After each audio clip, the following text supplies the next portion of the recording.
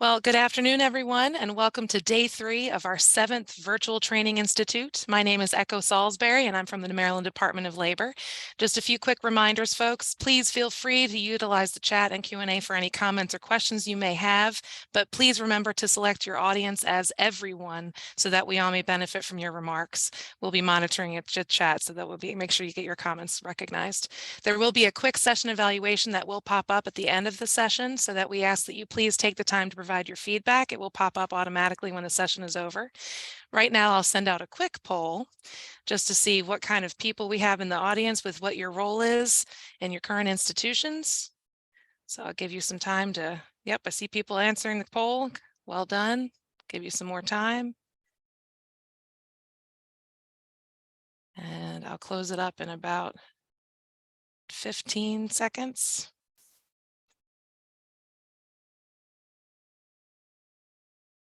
7. Here we go. Got some more. 5. It's going to close. 4, 3, 2, 1. Okay, and we can see a good amount of instructors, a couple of program administrators, instructional specialists. Great to have you. All right, so now that we have a good idea about who is in the audience, it is my pleasure to introduce to you the presenter of the hour, Professor Golden. She will be leading us through her presentation entitled The Psychology of Teaching Adult ESL Students. So with that, Professor Golden, take it away. Thank you, Echo. Good to see everyone. And I'm going to start my share screen here so you can see the beautiful presentation I prepared for you today.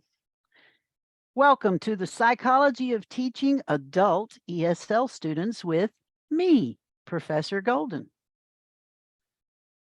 We begin first with the Maryland Department of Labor disclaimer. We need to read this to you. So the disclaimer says, my paraphrase is, she said this, we didn't. But here are the actual words. The content or opinions expressed in this presentation do not necessarily reflect or present the views, positions, or policies of the Maryland Department of Labor, nor does the mention of trade names, commercial products, or organizations imply an official endorsement by the Maryland Department of Labor. And then it goes on, these materials may not be reproduced without the department's written permission, and for program funding details, there's a link there that you can follow. Any questions on the disclaimer? If not, we'll continue on with our presentation. I want to make sure you know you can use the chat window, but if I miss something, Echo is going to help me catch it. I want to leave the chat window open over here so I can see who we have attending in case you have any questions. Before I begin, I like to start with a brief introduction to me, because I know when I attend presentations, I think, what is their background? Why are they the expert in this area? Why should I listen to them? So I want to start off and tell you about that. But the first thing I have to deal with is my Southern accent. Because I am in this country, people get distracted by my Southern accent. I have noticed that when I start speaking, people's faces kind of cloud over, and you can see them sitting there going, oh, is that Texas? Is that Arkansas? Is that Virginia? So they spend too much time trying to figure out where the accent's from. So let's go ahead and get that out of the way. I am from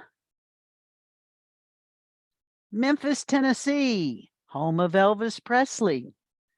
My mother, as a matter of fact, went to school with Elvis. Those are great stories for another time. But mom actually went to school with Elvis, born and raised in Memphis, Tennessee. However, I am currently living in California. So 3 hours difference, time zone. So if I say something about it just being after lunchtime, don't think I'm crazy. I am in a different time zone. California is a lot more than beaches and palm trees and Hollywood and all that wonderful stuff. I actually happen to live in the Sequoia National Forest. There are 2 trees in this country that are the really huge old trees. One are the redwoods, which are a little further north. The other ones are the beautiful sequoias like I have here on the screen. I live right next door to the beautiful sequoias. So my dogs and I spend a lot of time hiking. I am an associate professor of psychology. I have been teaching for over 25 years. I'm currently teaching adult ESL students through the Howard County Library System, and I just love that. Luck had nothing to do with it. Somebody in the chat window said, "You're so lucky." This was careful planning. I came camping here all the time in the RV, and I thought, then why not live here? So bought a house here. So today I want to talk to you about how to be a better ESL teacher. I know we're all great teachers. You wouldn't be attending a training seminar if you weren't already a good teacher, because good teachers just look to improve constantly. So the number one thing most of us already know is teachers need to be aware of the unique needs and challenges of their students, regardless of what you teach. I have taught a lot of different student populations. I've taught students that suffered traumatic brain injuries. I've taught students that had mental illnesses. I've taught kindergarten. I've taught lots of college students. I've taught senior citizens. I've taught lots of different student populations, and each one has very unique needs and challenges. So it's my job, just like it's your job, to be aware of what those unique needs and challenges are. So that's one of the things we're going to talk about today. This is especially true with English as a second language ESL teachers. We really need to understand and be aware of the unique needs and challenges that our students meet or have. We can help them meet them. For one, our ESL students come from very diverse cultural backgrounds. I love to travel. And when I travel, I usually get out of the country. Pandemic, had to travel in the country. But before that, I do a lot of international traveling. And when I do, I immerse myself in the local culture. I do not travel with other Americans. I do not hang out at American hotels. I do not go where the American tourists go. I want to learn that culture. So whatever country I'm in, I hang out with those people. I feel so fortunate now that I can sit in my office and the world comes to me now. I can have a student, I can have one class just finished. I had a student who was from Romania, one that was from Turkey, although we're supposed to call it Turkey now, one from China, one from Japan, and one from Mexico, all in one class. I'm like, this is wonderful. So we need to be aware that our ESL students come from very different cultural backgrounds, which I, again, just love. They're dealing with a lot more than just limited proficiency in English. That actually seems to be one of the lesser challenges. I listed as number one when I addressed three things I want us to focus on helping our students with. I go ahead and put that one as number one, but I'm more interested in number two and number three. They face unique challenges in understanding others and expressing themselves. That's something we need to help them with. I want to share with you how I use emotional intelligence to be a better teacher and a better person, because it helps you in every area of your life. Hit me up in the chat window and tell me, just shout out a yes. Have you heard of emotional intelligence before? If not, it's okay to put no. Let's see. Lots of yeses flowing in. Outstanding. Of course. Fabulous teachers. Of course, we know about emotional intelligence. Great. Then you're going to love this. So just a quick little refresher. I'm going to go back over what the five components of emotional intelligence are, and I'm going to show you how to use each one of those to make us a better teacher. Before I do, I want to start with just a little refresher again. Daniel Goleman came out with this book in 1990. I'm a big scientist, so if it's based on science, I'm interested in using it. He came out with this book in 1990, Emotional Intelligence, Why It Matters More Than IQ. And so since then, people have been offering training. I do a lot of training on emotional intelligence with all kinds of law enforcement, health agencies, medical practitioners. Lots of people have used the emotional intelligence training. The exciting thing about it is it's a set of skills. It's not like IQ. IQ you're born with. Not a lot you can do to affect that. But EI, emotional intelligence, it's a set of skills that we can learn and we can improve. So we can increase our emotional intelligence. I always like to tell people emotional intelligence is abbreviated appropriately EI. There are a lot of people who you will see use EQ. And I always warn people, those are the people who know a little bit of science, but they found this wonderful thing they can market and sell to people. And so they call it EQ. So it sounds like EQ versus IQ. The only problem with that is it's just bad English for one. And two, it's not in a quotient. IQ stands for intelligent quotient. The Q is a quotient is a mathematical formula. IQ is a mathematical number, right? It's a score divided by your age. So you get a quotient. So with emotional intelligence, it's not a mathematical calculation. So there is no quotient involved. So it's just incorrect to call it EQ. It's EI. It's a set of skills. It's a key factor in personal and professional success. That's one of the reasons I love helping people with emotional intelligence is because it affects, I tell people it has a 360 consequence. Every area of your life, your personal life, your professional life, your partner will love you more, your children will appreciate it more, your students, your boss, every level can be affected by emotional intelligence. It enables individuals to effectively navigate complex social and personal relationships. It's more important than IQ. People in the intelligence field in psychology were studying, and that's why they started researching this emotional intelligence, is because they said, we know a lot of people with really high IQ that aren't successful. They have terrible relationships. And they said, well, there's a piece that's missing. That was emotional intelligence. So here's the 5 components. The first one, number 1, is self-awareness. All of us can benefit from being more self-aware. This is the foundation of emotional intelligence. You've got to be self-aware first and foremost. Do you know how much better teacher that makes you? If you're really aware of your issues and your beliefs and what you think is the right expectations and all that might not be what somebody else thinks. So helps to be aware of that. So we start with self-awareness, which enables us to have self-regulation. So people, I love the reaction a lot of times when you talk to people about emotional intelligence. Because the word emotional is in there, there will be people who's like, oh, I don't want to talk, don't care about that emotional stuff.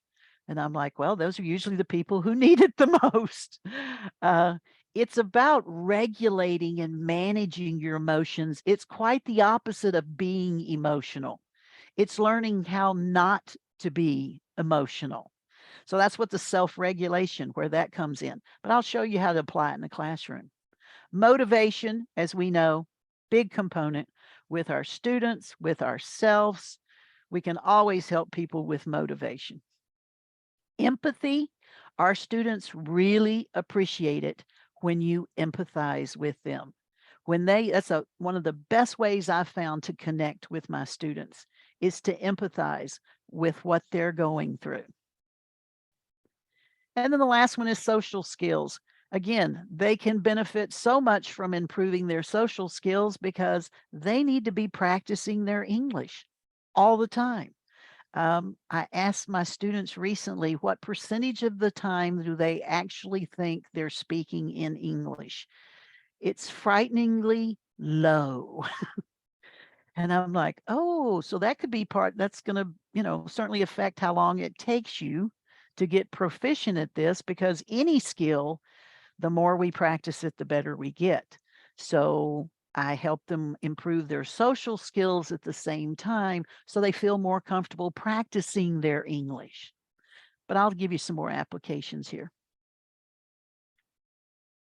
So what is emotional intelligence? I've told you the 5 components. I've already mentioned some about it. It's the ability to understand and manage our own emotions. How many people, tell me in the chat window, how many people think they can control their emotions? Do you think you can control your emotions? What do you think? Sometimes. It's tough. That's right. Not all the time. It's hard. Right. Not always. Yes, most of the time. Not as well as I would like. That's true of all of us. I try 30-70. I like that. Okay. So I saw a clip recently of Mike Tyson, who was talking about how he cannot control his emotion. And I kind of laughed when I saw it. And I said, well, that's good, Mike, because we're not supposed to be trying to control our emotions. That's actually a misconception. We should no more try to control our emotions than we try to control our thoughts. You can't. You cannot have any control over what just pops in your head all of a sudden. Same as a feeling. All of a sudden you get a feeling, right? If you could truly control your feelings, you could just not have that feeling. Well, that's not true. And what we know from psychology is people can't control their emotions or their thoughts. It's when you have the feeling, when you have the thought, what you do with it afterwards. That's why we say it's about managing your emotions. It's okay to get angry. What do you do with that anger is a different story. So it's about managing our emotions. Try just using that in your head. Just start with that one thought, saying, I'm going to quit trying to control my emotions. I'm just going to manage them. It means you allow them to come up, you acknowledge them. Okay, so I'm angry about this. Instead of saying, no, no, no, I'm not angry. Push that aside. I'm going to control it. No, it comes out in other areas when you try to control it. So you just want to manage your emotions. Plus, it helps us understand the emotions of others. We can be a role model to our students who might be having difficulty managing their emotions. Emotional intelligence is a learned set of skills, as I've already mentioned. The reason that's important, we can learn it, we can teach it, people can improve on it. It's a critical component of effective teaching. Really great teachers are high in emotional intelligence. It is essential to be aware of students' emotional needs and respond appropriately. Emotional intelligence helps you do that. It also builds strong positive relationships in every area of your life. Plus, it creates a supportive learning environment. That's where our students want to be. That's where they need to be, a supportive learning environment. So let's talk about using emotional intelligence. Here's some tips for actually using emotional intelligence in the ESL classroom. For that matter, in any classroom. Number 1, and it starts with self-awareness. Our self-awareness helps us create a supportive environment. Who doesn't learn better in a supportive environment? That's what we want to create for our students. Self-awareness will lead to that. Remember, we all had to learn something new at some point in our life. I love this picture of helping the child learn to ride a bicycle. One of the nicest compliments I got from one of my ESL students the other day is she said, "You are so patient." And I said, "Well, Not always, but certainly in class and with you. I do dog training. You got to be very patient. I've done husband training. I've done child training, which is child raising, right? Takes a lot of patience. So self-regulation in emotional intelligence helps us be patient with others. Yeah, I knew somebody would appreciate the husband training. Uh, Number 3, empathy. Oh, empathy is so important for our students to understand. That's a way to really connect with them. If you show them that you really understand what they're going through and what their struggles are, that's an amazing bond. They appreciate that so much. Number 4, encourage students to express themselves. I've mentioned this already. Improving those social skills so they feel more confident about talking to others because they need to be practicing their English. And by the way, it takes a lot of courage to open your mouth in another language. Trust me, I've done it. And I've said the absolute wrong thing. I lived in the Netherlands for 5 years, and they said I had learned enough Dutch to just be dangerous, to where I thought I knew what I was saying half the time. There were many times that it came out wrong, and trust me, they let me know. Could you explain the self-awareness supportive environment? Oh, being self-aware, when you're aware of how you feel and how you're thinking and that kind of thing, it actually makes it easier for you to be more aware of others and what they're going through as well. So I use the self-awareness to go, am I feeling supportive today? Do I feel like I can be there? Am I tuned into the class? Am I here for the students? If I'm there, I'm 100% there and I'm with them. I'm using my self-awareness to create the kind of environment I want to provide for them. If I'm clueless, that's the opposite of self-aware. Then I'm not even noticing that other people are putting other people down or being disrespectful because I'm clueless. I'm missing all that. That was a question that was in the chat window. Could you explain the self-awareness supportive environment connection? You're welcome. So where were we? Social skills. So number 5 here.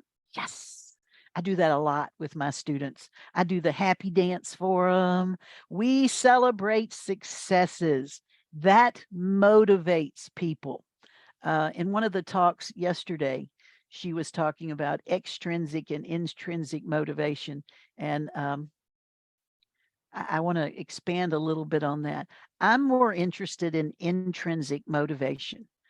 Our students take classes for a lot of different reasons, but most of the time it's extrinsic, external things, right? They're interested in, getting the job, getting the certificate. Those are all external rewards. Hey, let's see how many of you know what are intrinsic motivation. List some in the chat window. What would intrinsic motivation be?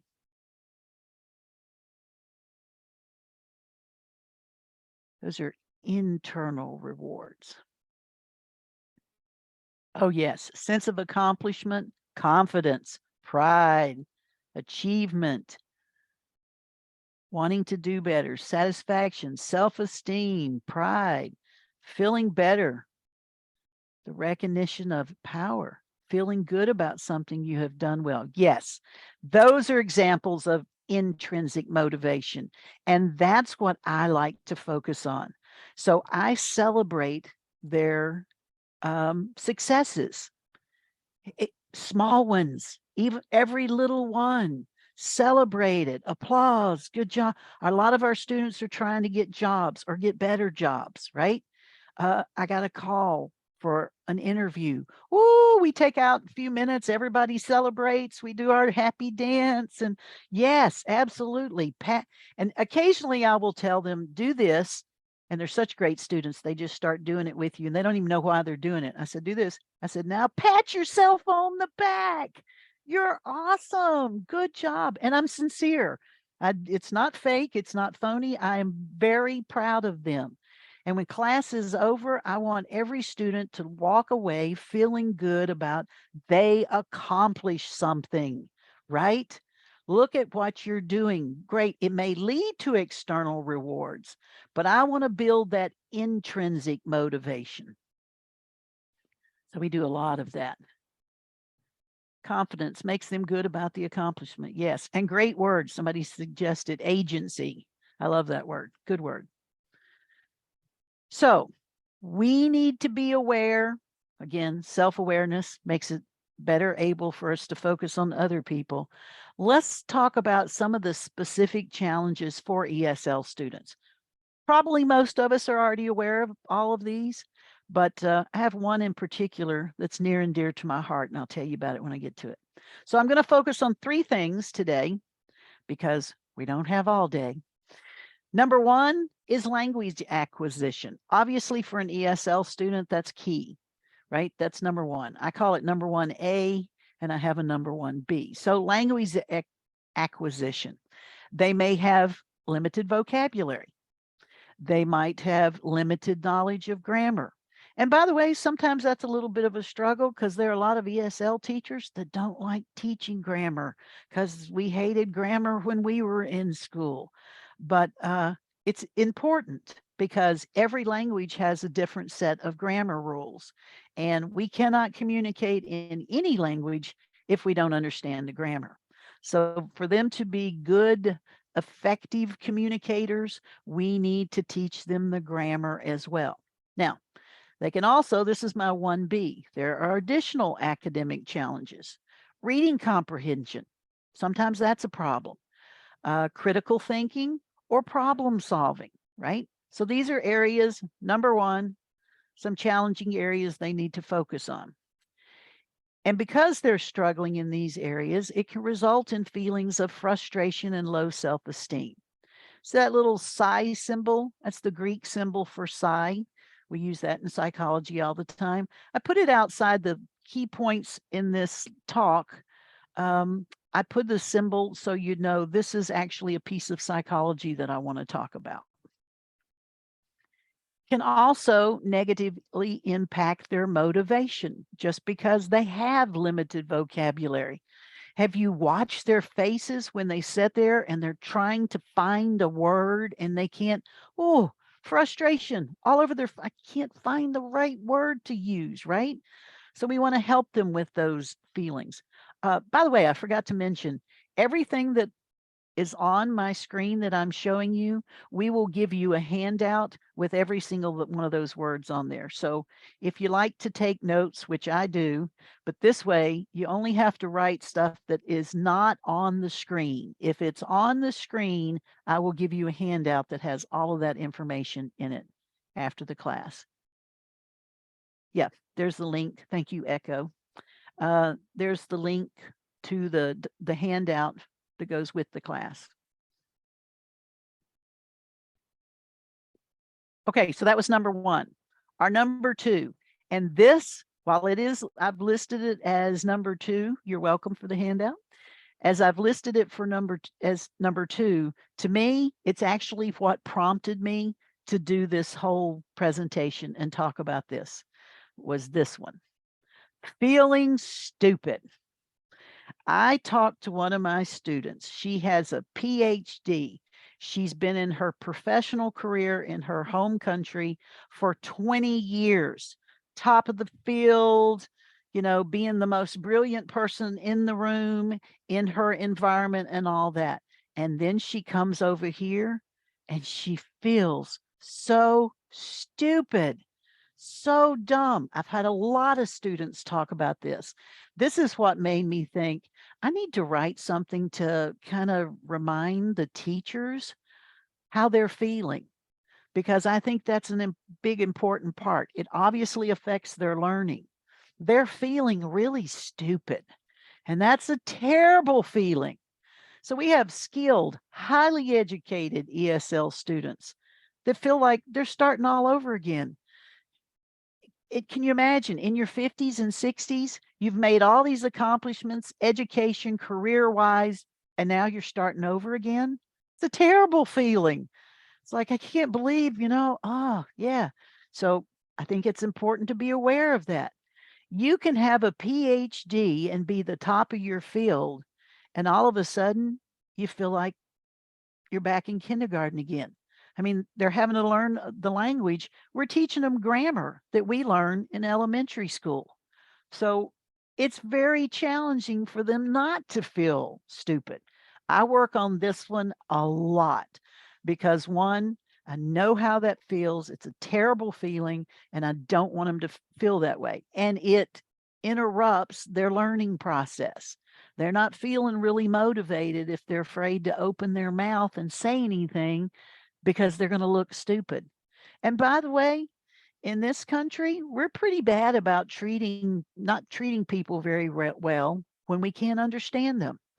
If their accent is kind of heavy, if they can't find the words, if they're struggling in their English, too many people just assume they're stupid. And that's how they treat them. That's why they feel that way, is because that's how people are treating them. So I address this with my students. I want you to know, I know how people treat you sometimes, but you are not stupid. What about not being able to get a job? I've worked in this career for 20 years, top of my field, PhD, Dr. So and so, but I can't even get a job over here just because I don't speak English well enough. All of that can be very depressing. Back to the same thing, results in feelings of frustration, low self esteem, and negatively impacts their motivation. So, this is one of the main things that I wanted to focus on. Yes, yes. Ellie, I think it's Ellie Strauss, just put in the chat window, you're beating me to my punchline, but I'll let you take it. I always remind my students this is at least their second language. I do too. That's one of the ways I deal with this. When we get to, I'm going to give you the challenges and I'm going to give you ways to help them with these challenges. And that's one of them right there. I tell them all the time, you're doing this in your second language. First of all, takes a lot of courage just to open your mouth. So you're brave, right? But not only that, you're so intelligent. You're on your second, and for many people, third and fourth language. I got to tell you, Americans, we barely know one. And if you ask British people, they tell you we don't know English well either. So I'm like, you are way ahead of this. I'm always about making my ESL students feel like they are actually above the average American because we can be a bit arrogant. And I know how they have to deal with that. So this was one of to me, this was the heart of this talk is I really, really don't want them to feel stupid or dumb because they're not. They're amazing. So tell them often. And the last challenge, number 3, cultural sensitivity. And this is again where self awareness comes in. We have people from a variety of cultural backgrounds, which again, I absolutely love. That was one of the reasons I was so excited about taking this job. When I had the opportunity, I'm like, wait, I get to teach students from all over the world? Yes, bring them to me. I love that. But we need to keep it in mind. And even with the other students in the class, we occasionally might need to remind them there are other cultures here. Let's be respectful of each other. We have different customs, we have different values, we have different beliefs. Yours can be completely different from mine, and I respect that. That's fine. Those are yours, these are mine. Cultural differences greatly impact students and their learning experiences. That's why we have to be sensitive to that. Some of the common cultural differences can include norms for communication or interaction. So, I'm an American teacher and I'm used to American students. So if I say, what do you folks think about this? And, American students, they'll let you know what they think. Not a problem, right? They have no problem giving you their opinion. But I have to realize when I'm asking a bunch of ESL students that, particularly Asian cultures, very respectful to their teachers, their leaders, which by the way, I appreciate, but also they're not going to tell me bluntly the feedback that I need. They're not going to criticize, right? So you always have to be aware of that interaction could be, I have to let them know I really want all feedback, negative and positive. Even provide them with an honest way to do, I mean, an easy way. You can do it anonymously. I don't care. It's not about, because I have to realize where they're coming from. Oh, thank you. Lovely compliments in the chat window. We're all making the world a better place for some awesome students. Yes, we are. Again, pat ourselves on the back. Common differences also include values and beliefs about education, right? I mean, we may not have the same ideas about what education's supposed to do for you or how you're supposed to feel about it. Just need to be aware of those differences. Family structures are different. Educational expectations, that's another one to me that's very important, is different people expect different things from their educational experiences. So we need to be aware of that and address those. Again, huge fan, obviously, of psychology, but emotional intelligence, it helps educators be aware of and sensitive to these very things we're talking about, the cultural differences, in order to create that inclusive, supportive learning environment for all students, regardless of where you're from.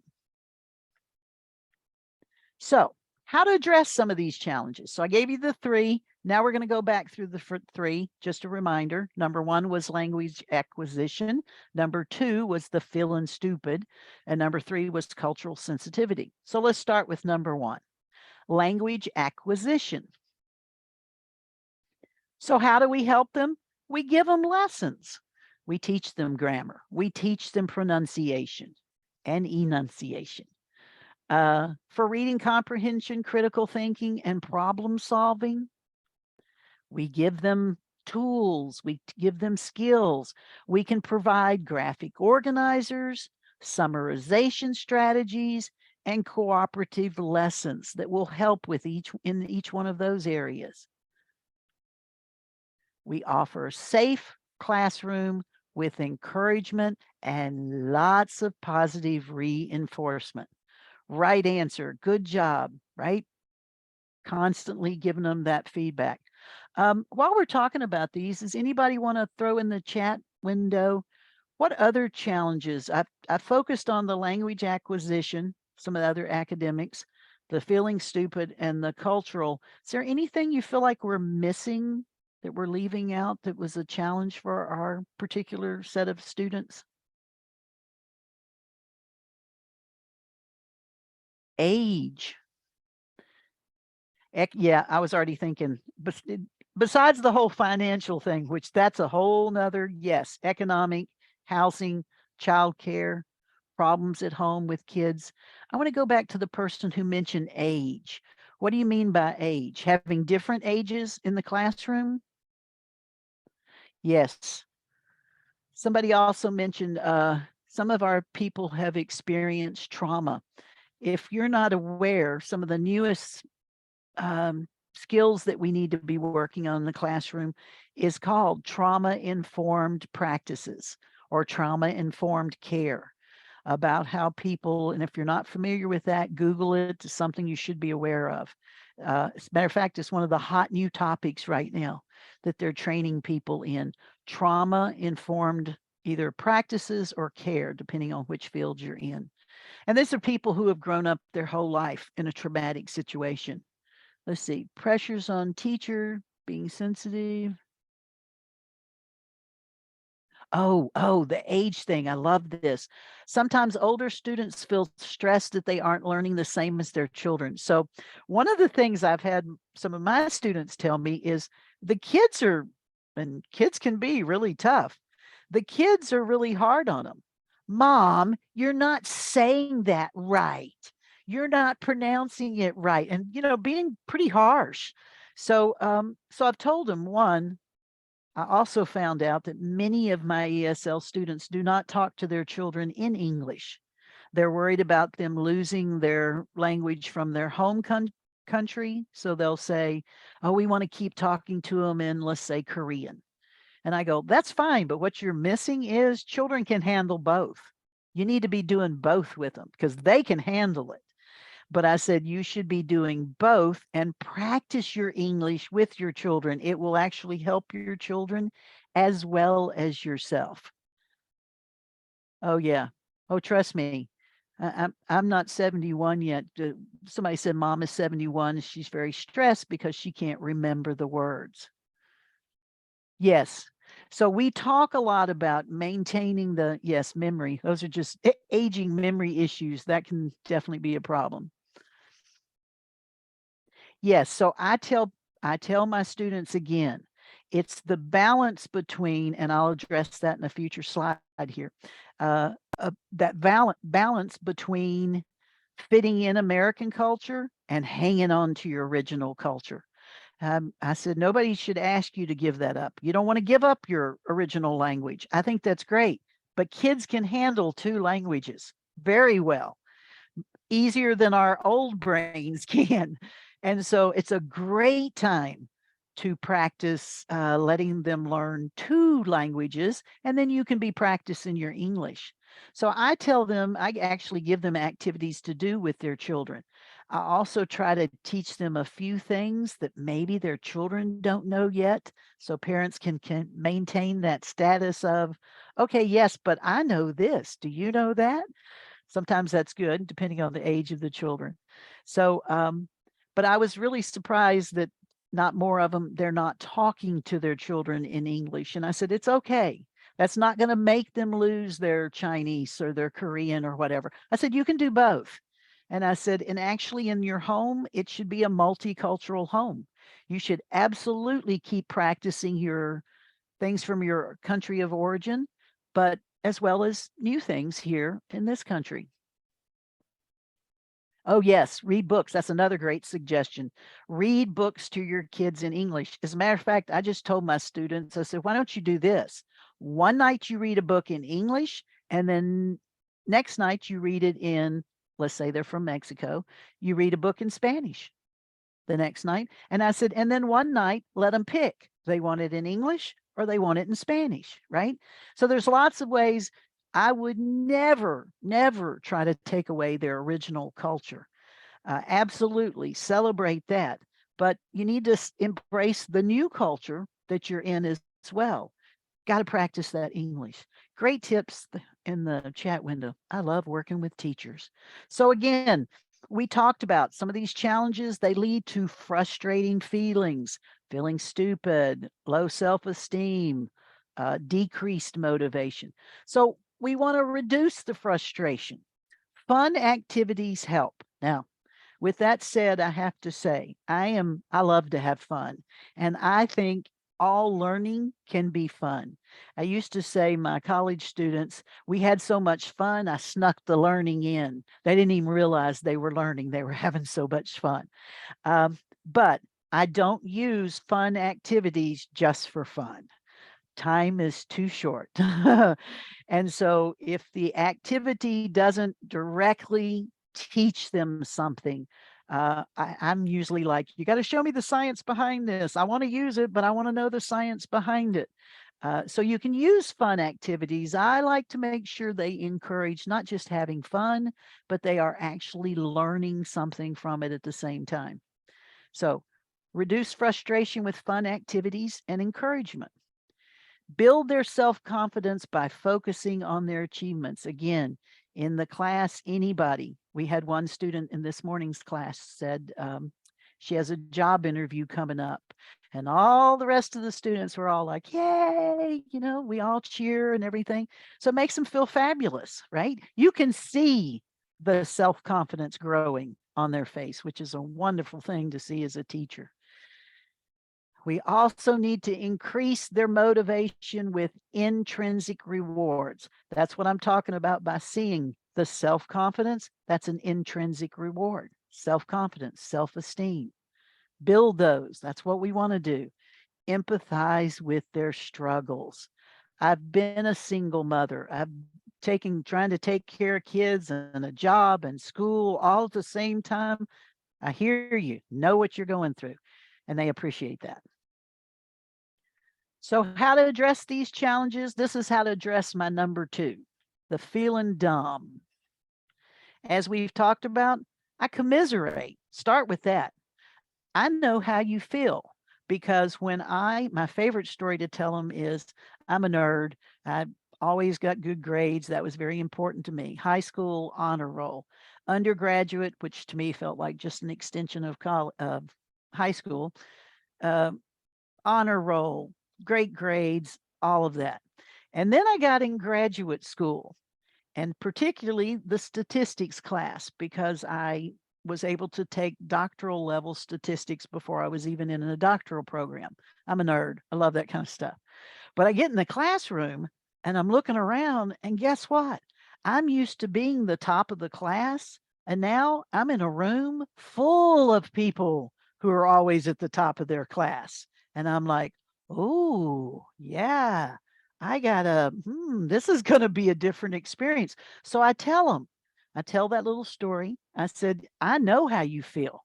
I'm talking to these people who are doctors, have their PhD, and they're like, yeah, I know how you feel because I've been in that situation where all of a sudden I'm not the smartest person in the room.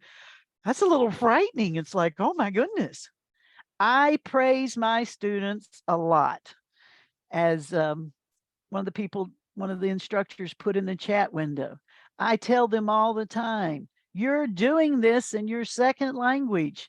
I love little video clips like this. I actually put applause sounds in my presentations so we can have applause for them. A lot of praise. I tell them how proud I am of their work. I'm so proud of you. I have one student always does the homework. And for adult learners, that's sometimes a bit of a challenge. And I just praise her and praise her about, way to go. Yeah, we're big on praise. I show them, I don't just tell them, I show them how smart they are. I ask their advice. I say, hey, how do you think we should do this in the class, right? From the previous presentation this week, the one who reminded us that we're all teachers and we're all students. I learn something new from my students every single day. I have 3 things written on the pad from this morning's class that I learned about different cultural practices. I just love that. I compliment specific talents they have. I'm a big believer in compliments. Don't take hardly any time. Don't take a lot of thought. Cost absolutely nothing. And it's one of the nicest gifts you can give to someone. I do a whole little mini lecture just on compliments, and it works. You'd be amazed. You can have somebody come into the class all blah, blah, blah. Compliment or two, they're setting up taller, straighter, starting to feel pretty good. Absolutely.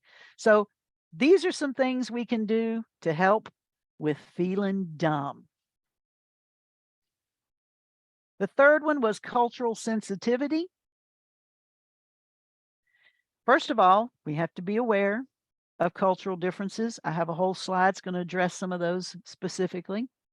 We want to create that inclusive classroom that is respectful of all cultures. My students know Professor G's classroom, my students are my flock. I don't let anybody mess with my flock. I become kind of the mother hen as well. And it's like, yeah, no, there's respect in my classroom. You don't talk bad about anybody in my classroom. And we incorporate cultural diversity into the curriculum. I use these slide presentations in the class. Have you noticed my people that I have pop up on the slide? Anybody notice those? They're from all different countries. They're men, they're women, different shapes, sizes, colors. I incorporate cultural diversity into everything. When I teach in person, we always, great excuse to have people bring in your favorite food from your home culture. And then we have this feast of food from all over the world, right? There's all kinds of opportunities for us to incorporate.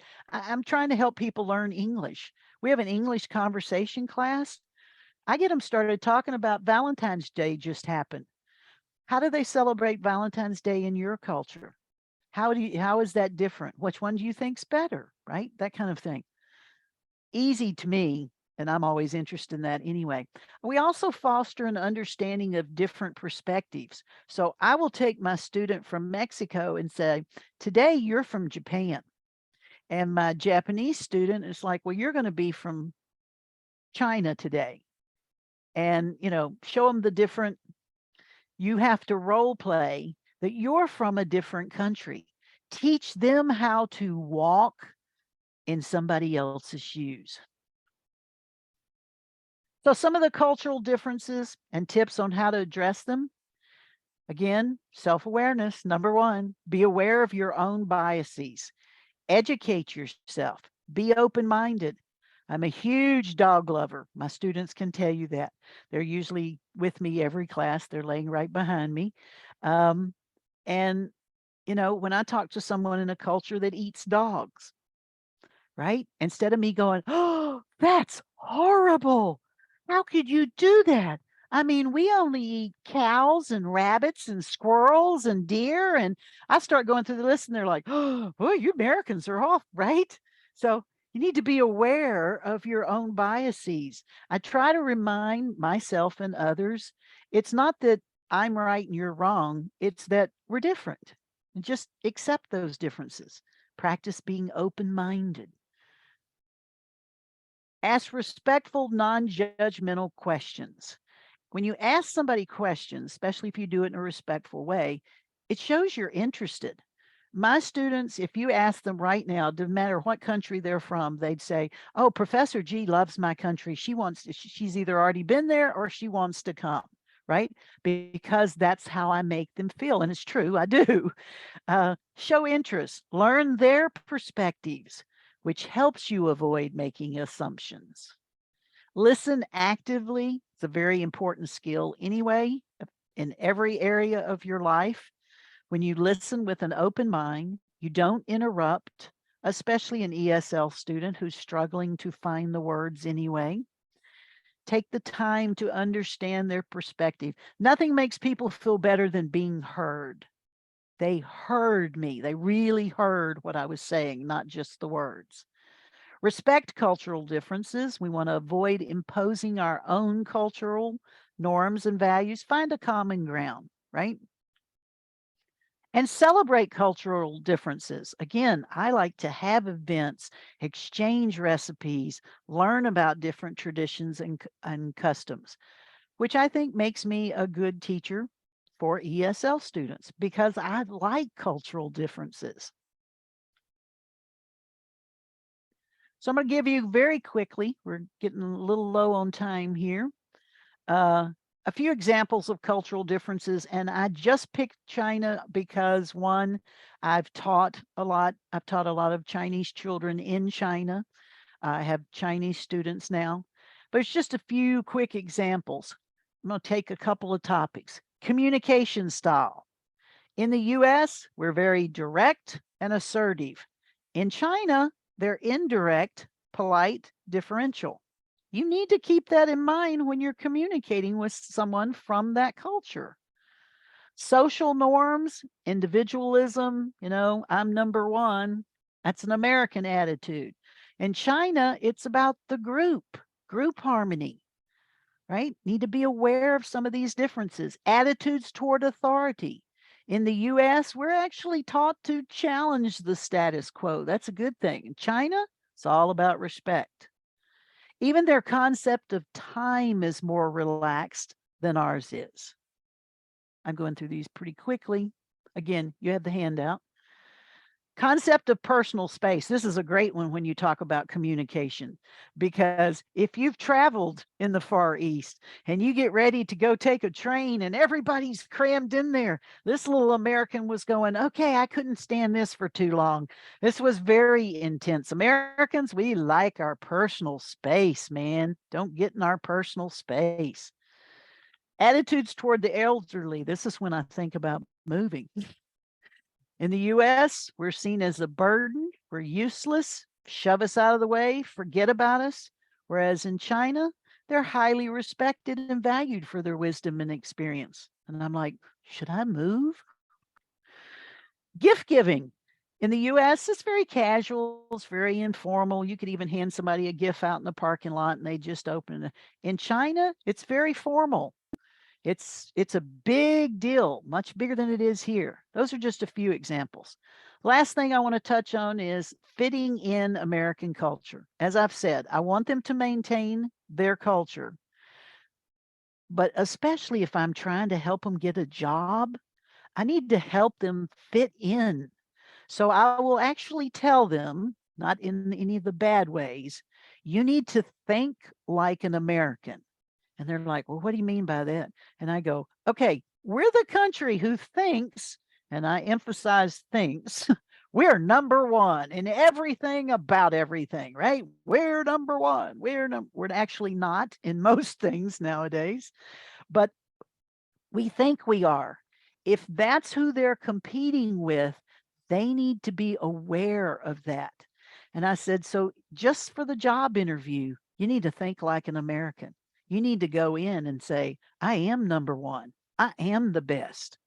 These are other American values that I present to them. Again, we're getting close on time, so I'm kind of rushing through this a little bit, but I want them to understand how an American thinks. Because if you got to compete with an American, you need to be on this. You can't be polite and differential and get the job. You're competing with people who walk in and say, I am the best. You want to hire me. So again, I tell them, here's a few tips. Learn about American culture, practice your English, be open-minded, respectful, get involved in the community, and always, always, always continue to celebrate your own culture. Nobody's asking you to give it up. I'm just trying to help you fit in and compete in this culture. In conclusion, that was a rough overview, focused just on a few things. As several people kind enough mentioned in the chat, there are other areas that need to be addressed, but the psychology of teaching adult ESL students is complex and multifaceted task. Teachers need a deep understanding of the unique challenges and needs of these students. I believe using emotional intelligence helps us provide a supportive and inclusive learning environment, helps us be culturally sensitive, and provide additional support and resources when needed. And that is my talk for you today. Thank you for your attention. And by the way, if there are any questions, we got, what, a minute or two left? About 3 Yes. minutes. Mhm. Okay, that's why I provide the handout. I know it's a lot of information. And so I give you the handouts. You can look over it. Please feel free to note my email address. I'm also on LinkedIn. If you want to communicate with me afterwards, I love it. I support all of us. I thank you for this opportunity. You're welcome. Lots of wonderful thank yous, wonderful information. That was fantastic. And so I will tell you quickly before we leave, I went and put my dogs in the car so they wouldn't interrupt my presentation. So I'm sure they'll be happy to be set free. Just a quick note before everybody leaves. So after this session is concluded, there will be a quick evaluation that will pop up. So please make sure to fill that out. Proof of participation will also be sent via Zoom, and this webinar recording will be uploaded at a later date. So we hope that you enjoyed your time with us and that you'll come again soon. All right. Thank you, Professor Golden. Thank you. Bye-bye.